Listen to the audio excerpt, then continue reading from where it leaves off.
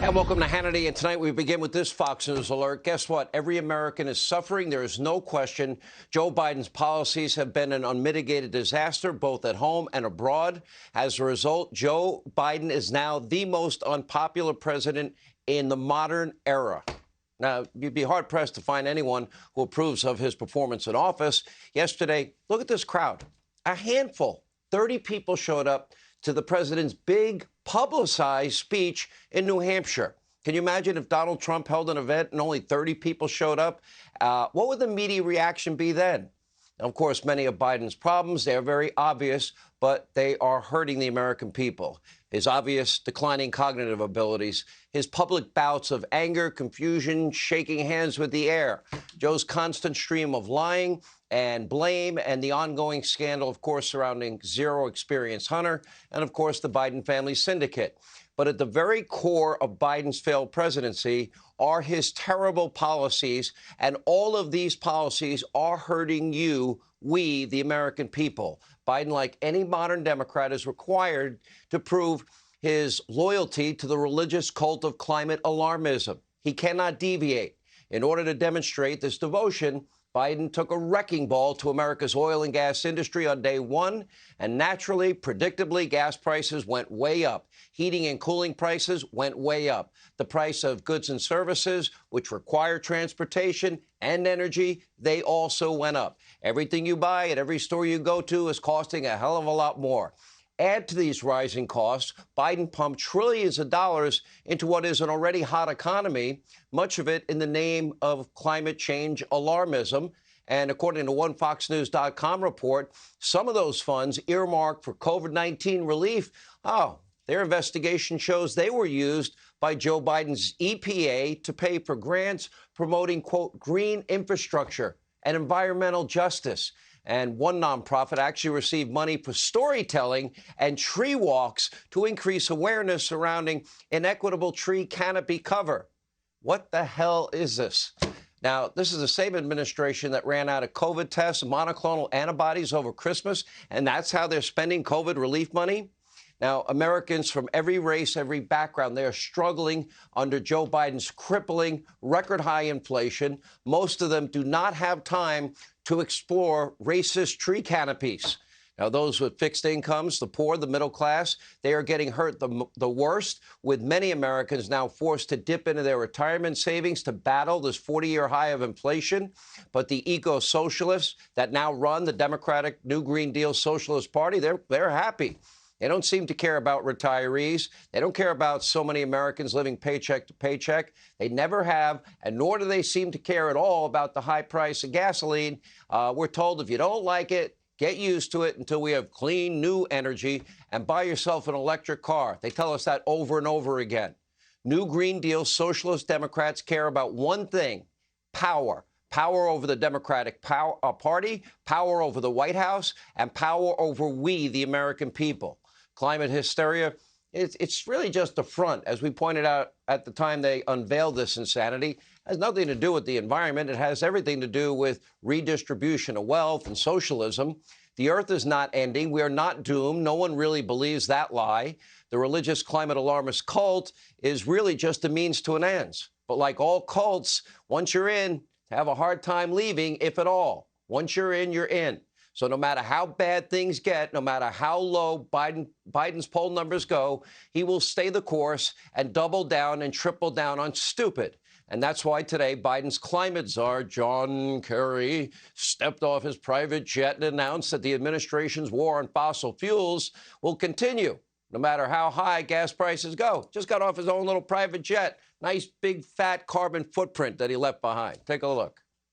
If unabated fossil fuel is allowed to grow in these next years in a significant way, as it appears poised to do, that is a deep, unbelievably costly challenge for the world. It's been reported that you told the White House National Climate Advisor, Gina McCarthy, that the new U.S. commitment on fossil fuels needed to be at least 50% reductions by 2030 for the U.S. to be a credible negotiator.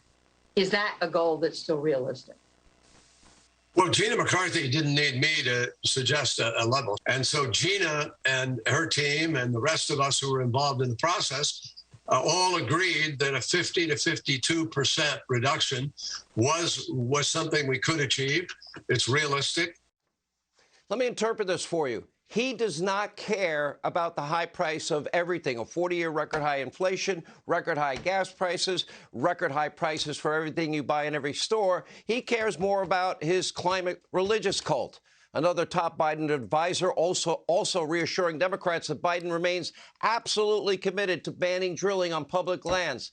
This is a dumb idea. Take a look. President Biden remains absolutely committed to not moving forward with additional drilling on public lands. The challenge that we faced was that we had a court that ordered that a new lease to be done.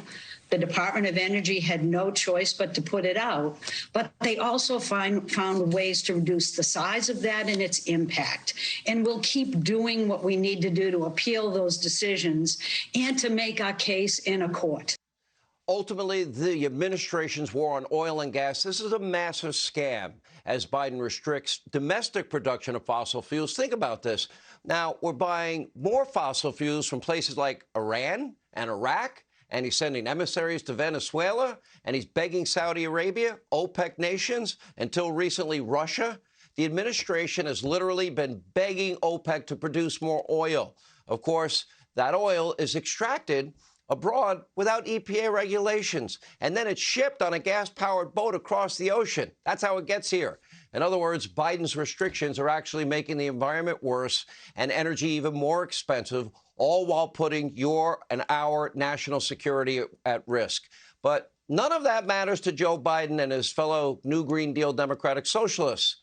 The only way to stop them is to vote them out of office. That's the only solution I see. They're not going to change their minds. They're locked into this insanity. We are now stuck until at least November, and then probably till November of 2024. These policies will remain in place. They have absolutely no desire to change anything, as you just heard. Now, today, Speaker Pelosi, she did unveil the Democratic Party's big new strategy for the midterms. I know this might be shocking to many of you, but they're going to call Republicans racist and sexist and misogynist and homophobic and xenophobic, Islamophobic, transphobic. They're going to say we want dirty air and water. We want grandma and grandpa to eat dog food and cat food. And then we'll have a Republican mean person like Donald Trump lookalike throw Granny over the cliff in a wheelchair. Take a look. Now, I don't paint all of those very wealthy people as racist, anti-Semites, and whatever Trumpian, but that's how they vote. All right, without fail, every 2 years, 4 years. I used to say it was 2 years, 4 years. It's now pretty much every day. Republicans, racist, sexist, the whole speech. They say it every single day. This year, the smears will be worse than ever because Democrats have nothing positive to run on. How do you run on a 40-year high of inflation? Blaming Putin? That's not going to work. Record-setting gas prices because of the policies you implemented. Interest rates on the rise. I mean, they're going up precipitously. A looming recession, war in Europe, Americans trapped in Afghanistan. By the way, 249 days and Joe Biden turned the page and never mentions them again. The media mob never mentions the Americans we abandoned. And, of course, thousands of people with green cards eligible to live here, our Afghan allies, never get mentioned. The crisis on our southern border, well, the month of March, last month, was the worst ever, and it's about to get even worse. Hey, Sean Hannity here. Hey, click here to subscribe to Fox News YouTube page and catch our hottest interviews and most compelling analysis. You will not get it anywhere else.